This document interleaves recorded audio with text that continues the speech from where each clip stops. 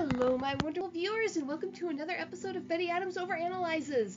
Today we are looking at the first episode of the Netflix show Glitch Techs. This, my friends, is a gem of a cartoon, and it opens with a nearly hour-long pilot that keeps you guessing about what the world's rules are, even as it explains them in explicit detail. The series opens on a full moon and a brilliant night in a suburb that is just a little too forested. Too many big trees, too many tall mountains around it, but okay. From the first scene, something is just wrong. Off. What looks like a food truck is tooling down the road, and the camera pans into the truck to reveal an interior that very much looks like it belongs to an undisclosed government agency. The character on the screen is odd. He has the focused, narrowed eyes of a hero, but the facial lines of a villain. Everything is familiar, but nothing is one thing.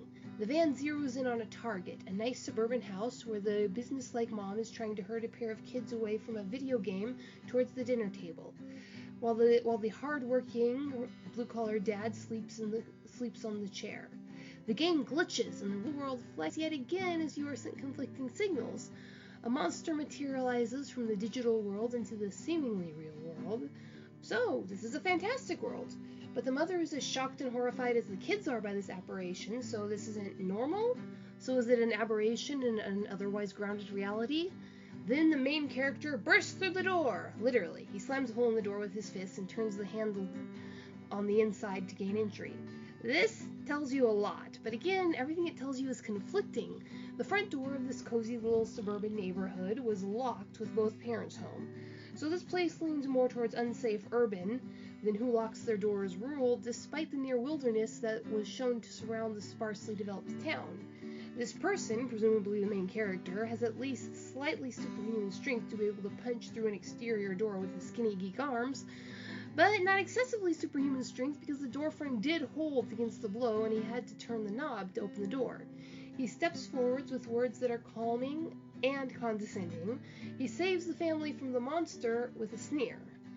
And that is when reality really warps. After the monster is defeated, he resets the scene. He wipes the memory of the family. He physically rewinds their movements as if they're being pulled by digital strings until they are positioned where they were before they attack. He resets the physical appearance of the house as the hole in the door, a smashed table, and a crushed TV screen all physically restore themselves to preset conditions and auras of glowing green light.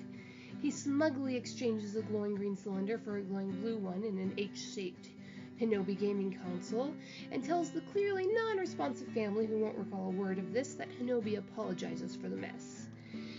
He hops back into his government corporate van and toodles away as the family wakes up and resumes their lives from the save point. That was odd to say the least. Many shows will have a couple of mismatched tropes, but the sheer number of paired contrasts seemed deliberate. Then the scene shifts to a daylit town square where everything is aggressively normal and perfectly congruent. This is the modern day, or a time not too far in the future. A perfectly reasonable cluster of hungry people are clustered around a perfectly normal taco truck that is selling perfectly normal food. Granted, it is sushi-themed tacos, but that duality is easily explained away by the owners. A grumbling old abuelo, who was clearly in a biker gang back in his day, and his punk rock Japanese obachan. It is an adorable reference to the kids' adventure shows of a couple generations back, who always had an Asian girl and a Mexican boy in them. These old protagonists have clearly settled down in their food trucks and tell stories of their glory days to a boy who is obviously the real hero of this show. There is no disquieting duality to this animated hero. He is a hardworking and clever grandson. See how he helps his grandparents in their food truck. He is an orphan, obviously. He is sweet and innocent and kind. See how he uses his short 10-minute break to help those kids master the next level of a game. He stumbles and fumbles a bit to show you that he's not perfect. He is physically scrawny, a bit of a nerd. He would never have been bullied. Boys who have to work for their family business don't have time to be bullied. He might be a little physically weak, but you can see the grit of a blue-collar life in his eyes as he prepares to nobly sacrifice his ambitions in the gaming industry to help out his grandparents. Here, friends, is our hero. Here, friends, is the real world. That odd H logo is here too, But that dark night world we saw, clearly that was just the opening scene showing us how the digital gaming world works in this very real, very normal world. See, it's just a normal world where gaming is an important pastime. All that confusion, that was because the opening scene was a fake world, the gaming world that exists within this very real, very normal world that even has tire tracks on the ground. Now, let's establish the next character in this nice, normal, real world. Look, it's a girl! A nice, childish Japanese girl representative of every punk rock magic girl who ever graced a shoujo anime. And here, is this her nemesis? Nope, that's just her very ginger brother? Okay, so her mom is the classic Chinese tiger mom with an organized whiteboard of schedules for the entire large and loud family. This girl's dad is a proper ward cleaver, North American, Northern European type.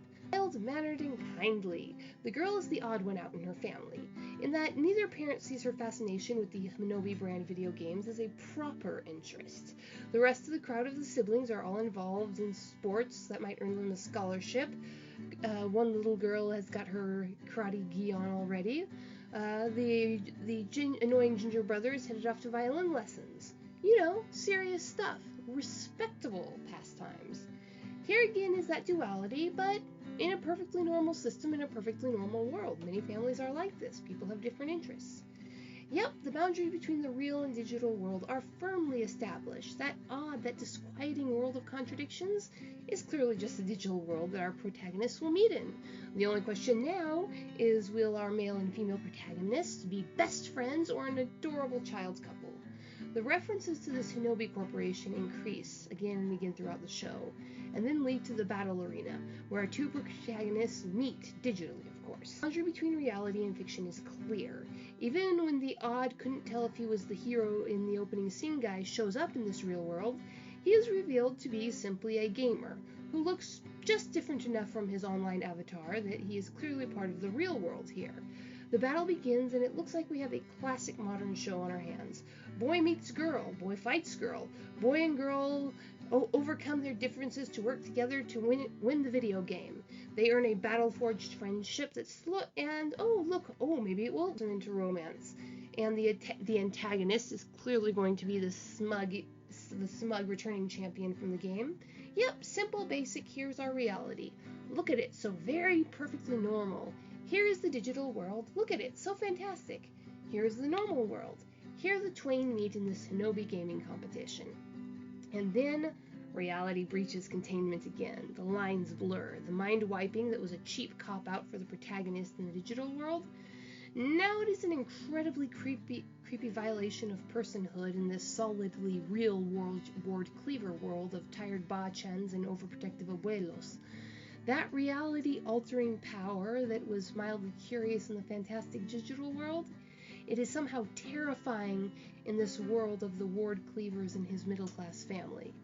These things don't belong together, and there is no way that this show didn't mean for you to feel exactly the odd, disquieting sensations that you get from them. The main characters freely acknowledge that it is wrong to wipe memories, at least at first, but they are eventually persuaded that it's for the greater good. It's easy. They are, again, child protagonists after all. There is no romance on the table for them, so it looks like we're looking at a friendship. They are children after all, and like children, they accept things with childlike innocence. They do have 1,000 questions, but those questions are about the shiny things that they so desperately want to be a part of in their world. They don't see the dark shadows for more than a moment. But the audience does. We do not pay attention on the first watching. The episode is fast-paced and there are monsters to be zapped after all. But why is one of the characters immune to the mind wiping? Why are there so many trees around this idyllic little town? Why does it seem to be trapped in wilderness? Why are there pure fantasy elements in such a reality-based world that has frisbees stuck on the roof of the middle-class suburban houses? Something is off in this world, and I found myself hooked enough to see the next episode. So, my wonderful viewers, there it is. My, surprising to me at least, review of Glitch Text. I sincerely thought this show was going to be merely a pretty light show to get me through a boring, medically advised soak in a hot tub. But I was hooked from halfway through episode 1, and looking back it is obvious why. These creators know how to make something itch at the back of your skull while keeping you so distracted with a fast-paced action story that you can't tell what it is. So, what do you think? Leave a like if you agree, and leave a comment smashing my analysis like a turtle crystal if you disagree. Check out, by the way, I've just opened a Teespring store. Check out some of my merch there. And I have discovered that the word Drake is apparently off limits in Teespring. You can't use the word Drake in any of your titles, and so I had to rename and reset one of my lists of items. If you guys recall, Drake is the main character in my book Dying Embers, so that was a bit aggravating because Drake is also the word for a male dragon or a male duck, and how somebody got a copyright on the word Drake enough to make Teespring enforce it, I do not know, but that's a legal matter. So anyway, check out my Teespring channel for some weird human stuff and some Dying Embers merch, and share this video if you can. Peace out, my wonderful viewers. Have a great day.